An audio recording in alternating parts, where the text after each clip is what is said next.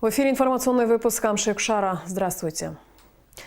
В Министерстве Российской Федерации по делам Северного Кавказа состоялась рабочая встреча премьер-министра Республики Абхазия Валерия Абганба с министром Российской Федерации по делам Северного Кавказа Сергеем Чеботаревым. Об этом сообщается на официальном сайте Кабинета министров Абхазии. Во встрече также приняли участие замминистра Российской Федерации по делам Северного Кавказа Игорь Кошин и чрезвычайный полномочный посол Абхазии в России Игорь Ахба. Стороны обсудили вопросы сотрудничества, в частности, реализацию инвестиционной программы содействия социально-экономическому развитию Республики Абхазия в текущем году, в рамках которой 59 проектов по модернизации и строительству социально значимых объектов. Кроме того, на встрече были рассмотрены предложения по формированию инвестпрограммы на 2020-2022 годы, а также вопросы предстоящей повестки очередного заседания межправительственной комиссии по социально-экономическому сотрудничеству между Республикой Абхазия и Российской Федерацией. 21 февраля исполнилось 145 лет со дня рождения народного поэта-просветителя, основоположника абхазской литературы Дмитрия Иосифовича Гулия.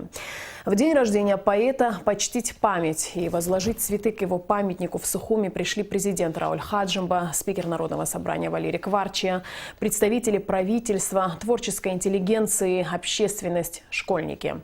Роль Дмитрия Гулия в восстановлении абхазской культуры очень велика. Ему принадлежат труды по языку, истории, этнографии абхазов, хрестоматии и учебники. И память о Дмитрии Гулия всегда живет в сердцах абхазского народа. Эта личность для нас историческая, литературная, патриотическая. Я не знаю, все ипостаси ему подходят. Ну и, конечно, народ в такие дни, когда его день рождения или когда празднуем День абхазского языка, Дмитрий Иосифович Гулия всегда на первом плане. Его стихи не стареют. И как государственная личность он тоже сделал очень многое, потому что он был везде консультантом, как развивать страну, как образовывать народ. Поэтому еще раз, это личность, которая для нас должна быть эталоном и незабвенным. Сегодня во всем мире отмечают Международный день родного языка, и символично, что этот день совпал с днем рождения основоположника абхазской письменной литературы Дмитрия Гулия. Во всех школах республики прошли торжественные линейки, открытые уроки, посвященные творчеству патриарха абхазской литературы. Так, в первой сухумской школе имени Баграта Шинкуба ученики 3-4 классов сделали уголок с рисунками по произведениям писателя.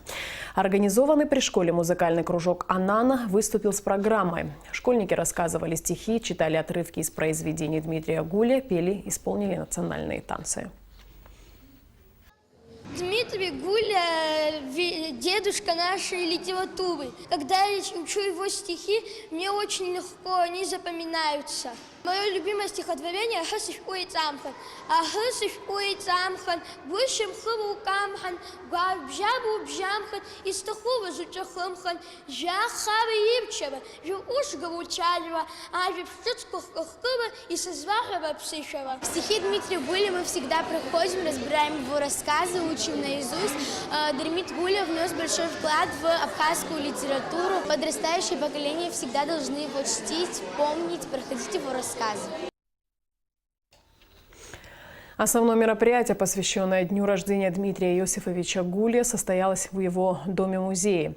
Писатели, поэты, представители руководства страны и почитатели творчества национального поэта собрались, чтобы вспомнить о выдающейся личности Дмитрия Гулия и окунуться в мир науки и литературы. Репортаж Алики Трапш.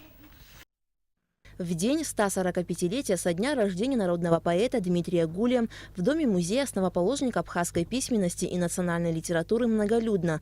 Здесь собрались писатели, поэты, представители руководства страны, все те, кому не безразлично творчество поэта. Невозможно переоценить вклад Дмитрия Гулия в абхазскую культуру. У собравшихся была уникальная возможность посмотреть документальный фильм о жизни и творчестве народного поэта.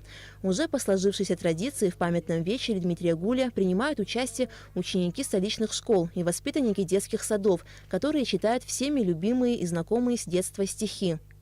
Кавказ, Кавказ, Кавказ, газ-газ, Загас измо сушпава, Руагас измо ашхадуква, Сылы хобна, Хчагас измо абахдуква, Бегас измо архарацебстаквей, Рбхагас изду аладалахамшуниква, Абсны бзех, абсны какать, Абас яхана жидзеге, Еху бубаса брюшге, Убас калаш накнак зеге, Кавказ, Кавказ, Кавказ, газ-газ, Загас измо сушпава. Дмитрию Гуле принадлежат труды по языку, истории, этнографии абхазов. Он автор хрестоматии и учебников. Совместно с Константином Мачеваряне Дмитрий Гуле составил первый абхазский алфавит и написал первые учебники, по которым в конце прошлого века обучались дети. Кроме того, он является автором первых стихов, опубликованных на абхазском языке. Благодаря Дмитрию Гуле абхазская национальная литература известна во многих странах мира. Дмитрий Гуле – это наше все. Это наша поэзия, наша словесность, наша художественная литература, история, наука. Он был главным лицом нашей истории, нашей культуры в 20 веке. Им он и остается. Слово его значило исключительно много для всего народа. Он был признанным авторитетом. Еще Мар в дореволюционные времена, в 1913 году, подчеркивал о том, что таких людей, таких историков, таких фигур, как Дмитрий Гуле, не только в Абхазии, да и, пожалуй, нет и на Кавказе так знающие культуру своего народа. Дмитрий Гуле также известен как талантливый переводчик. Впервые на абхазский язык он перевел Евангелие и христианские молитвы. Кроме того, он организовал и возглавил первую абхазскую театральную труппу. Был основателем и редактором первой газеты «Апсны», издаваемой на абхазском языке. Какую бы область нашей духовной жизни мы ни затронули, повсюду соприкасаемся с гениальной личностью Дмитрия Гуле, отмечалось на творческом вечере. Если не Дмитрий Гуле не начал бы просветительской деятельностью, то, конечно, мы сегодня с гордостью не могли бы сказать, мы имеем художественную литературу, мы на своем родном языке занимаемся исследованием. То есть Гуля занимает особое место в нашей жизни, не только в художественной, но и в научной, и в культурной, во всех сферах. Гуля и как ученый, и как языковед, этнолог, историк, искусствовед, но во всех сферах жизни он внес неоценимый вклад. Дмитрий Гуле был многогранным человеком, посвятившим свою жизнь возрождению национальной культуры Абхазии. Почти все свое время он проводил в стенах родного дома. Здесь рождались знаменитые произведения и проходили встречи с коллегами по перу. Как известно, дом-музей народного поэта давно не ремонтировался. И новость о том, что в рамках российской инвестпрограммы на 2020-2022 годы начнутся работы по его реконструкции, безусловно, стала настоящим подарком не только для сотрудников музея, но и для почитателей творчества выдающейся личности. Аля Катрапш, Алексей Баструков, Абхазское телевидение. А в Доме Москвы в Сухуми к Международному дню родного языка и 145-летию со дня рождения Дмитрия Гулия был организован круглый стол, участники которого обсудили роль интеллигенции в культуре и общественной жизни Абхазии. В ходе встречи было затронуто множество вопросов. Особое внимание участники уделили абхазскому языку и его проблемам. Подробности в репортаже Саида Джарсалия. Круглый стол, организованный представительством Россотрудничества в Абхазии, был приурочен к двум значимым датам в обществе республики. Обсудить роль интеллигенции в культурной и общественной жизни Абхазии в контексте исторически сложившегося межкультурного диалога Абхазии и России собрались ученые-языковеды, писатели, общественные деятели, журналисты. 21 февраля – это Международный день родного языка. Это очень важное мероприятие. И 21 февраля родился Дмитрий Иосифович Гулия. И в этом году ему исполняется 145 лет. Поэтому вот эти два очень хороших повода и послужили тому, что мы с вами сегодня здесь собрались обсудить очень интересную проблему, очень важную проблему в жизни, в культуре каждого государства. В ходе встречи было затронуто множество вопросов. Особое внимание участники уделили абхазскому языку и его проблемам. В становлении и развитии любого государства есть периоды, которые смело можно назвать эпохами просвещения. Для Абхазии начало периода просвещения – это создание абхазского алфавита и азбуки, открытие первых школ, деятельность абхазских просветителей. На встрече отмечалась важная роль представителей российской интеллигенции в просветительской сфере Абхазии во второй половине XIX века. Что ни странно, но все они оказались военные, они ученые, филологи там, и прочее. Петр Карлович Услер, он по образованию военный инженер, приезжает в Абхазию и начинает изучать абхазский язык для того, чтобы вот, абхазские дети могли изучать на родном языке. И надо было, конечно, ему самому изучить абхазский язык настолько, чтобы умел составить азбуку и учебное пособие. Что ни странно, абхазский язык один из труднейших языков мира, но он за 6 недель изучил. На основе латыницы он создает абхазскую азбуку и пишет монографию. Был отмечен и неоценимый вклад в становление абхазского языка ученых Константина Мачаваряни, Андрея Чочуа, Николая Марра и, конечно же, основоположника абхазской письменной литературы Дмитрия Гулия. Уже с тех времен, когда вот работа над алфавитом и возникновение абхазской литературы и создание уже абхазской национальной школы, все это шло вот в сотрудничестве. Была очень такая, мне кажется, очень интересный период в жизни Абхазии и культуры. И такие славные имена мы знаем с тех пор, когда вот смотришь, кто преподавал в Горской школе, потом кто преподавал в семинаре, потом кто преподавал в техникуме педагогическом и так далее.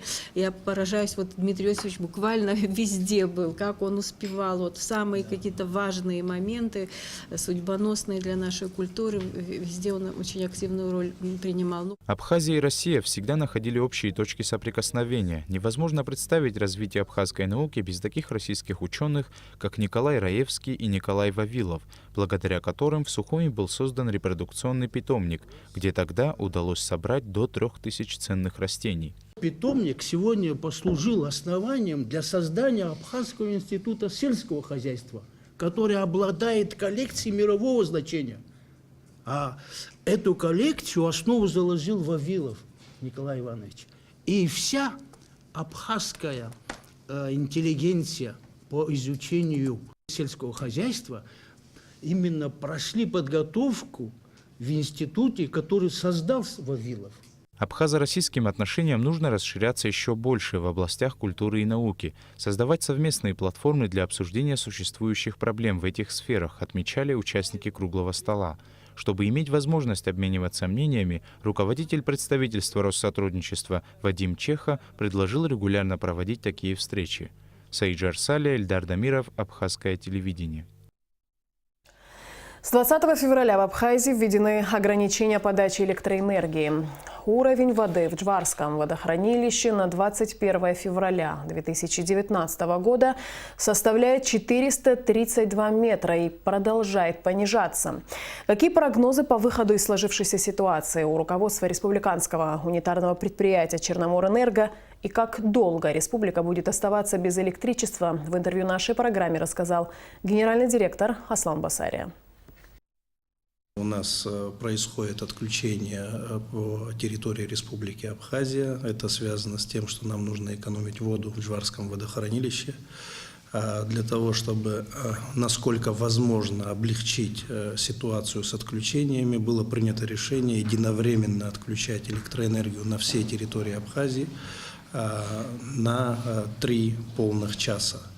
К сожалению, большому, когда происходят такие отключения и при включении последующем по высокой нашей стороне, по магистральным линиям этой же электроэнергии. Зачастую бывает так, что на низкой стороне, то есть от больших подстанций до уже потребителей, происходят аварии, потому что оборудование оно условно остывает, и, соответственно, когда под такой серьезной нагрузкой включается все это оборудование, иногда выходят из строя, значит, те или иные электротехнические агрегаты и оборудование. Бесспорно, все эти отключения очень негативно сказываются на нашем населении, но в силу того, что у нас нет другого выхода для того, чтобы пройти зимний период, на сегодняшний день мы продолжаем эти отключения. По цифрам, уровень воды в Джварском водохранилище 432 с лишним метра над уровнем моря сегодня. В сутки при экономии на 3 часа мы приблизительно экономим, если это пересчитать на электроэнергию, порядка 1 200 000 киловатт-часов. Соответственно, так же, как мы и комментировали ранее, конечно же, мы ждем перетока из Российской Федерации для того, чтобы компенсировать те дефициты, которые есть. Находимся в режиме ожидания в этом отношении. И хочется, конечно, обратиться к населению. Бесспорно, мы понимаем, что это очень серьезные неудобства для населения, но тем не менее, если есть возможность максимально экономить электроэнергию, чем больше мы все сэкономим электроэнергии, тем быстрее мы пройдем вот этот вот период так называемых веерных отключений, потому что не все осознают, что условно один утюг потребляет электроэнергию, а если этих утюгов тысячи, да, мы говорим только об утюгах сейчас в данный момент, вы представляете, какое количество электроэнергии экономится? То есть это порядка полумегаватта электроэнергии в мощности. Соответственно, экономия каждого нашего гражданина все равно сказывается на экономии воды в Джварском водохранилище. Как только будет информация по перетоку из Российской Федерации, конечно же, мы прекратим эти веерные отключения, обязательно сообщим через СМИ нашему населению о том, что ситуация на тот момент стабилизировалась. Бесспорно, те или иные ситуации, они связаны в том числе с природными, скажем так, явлениями, то есть чем теплее у нас на территории Абхазии, тем меньше потребители наши потребляют этой электроэнергии. Это тоже некая экономия.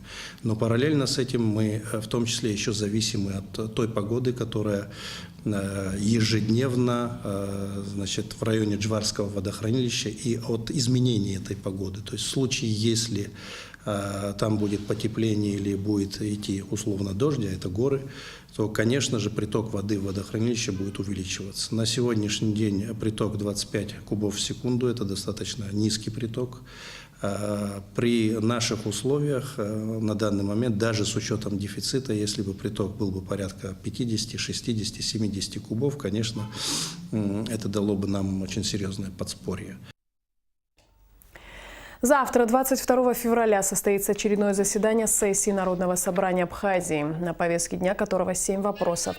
В их числе о создании комиссии по изучению вопроса об экономической эффективности, экологической безопасности, геологического изучения, разведки и добычи углеводородного сырья на территории Республики Абхазия, о парламентском расследовании в сфере электроэнергетики и деятельности республиканского унитарного предприятия «Черноморэнерго» и другие вопросы. Кроме того, в разделе «Разные» депутаты рассмотрят проект закона о декларировании доходов, расходов, имущества и обязательств имущественного характера публичными служащими и депутатами. Сегодня члены инициативной группы по продвижению законопроекта о ратификации 20-й статьи Конвенции ООН и конкурсном подборе кадров Рисма Гаджинджал и Астамур Какаля провели брифинг для журналистов.